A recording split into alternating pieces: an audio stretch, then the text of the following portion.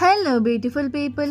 బయట వర్షం పడుతుంటే నోటికి కొంచెం స్పైసీగా ఇన్స్టెంట్గా అయిపోయే స్ట్రీట్ స్టైల్ ఫ్రైడ్ రైస్ ఎలా చేసుకోవాలో చూపిస్తా వచ్చాయండి.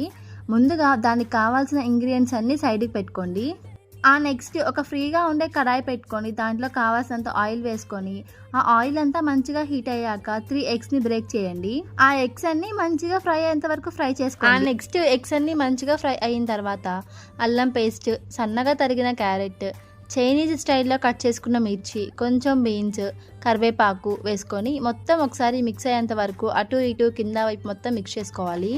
వన్స్ ఒకసారి అవన్నీ మంచిగా ఫ్రై అయిపోయిన తర్వాత ముందుగా పక్కన వండి పెట్టుకున్న రైస్ని కొంచెం కొంచెంగా వేసుకొని మంచిగా మిక్స్ చేసుకోవాలి.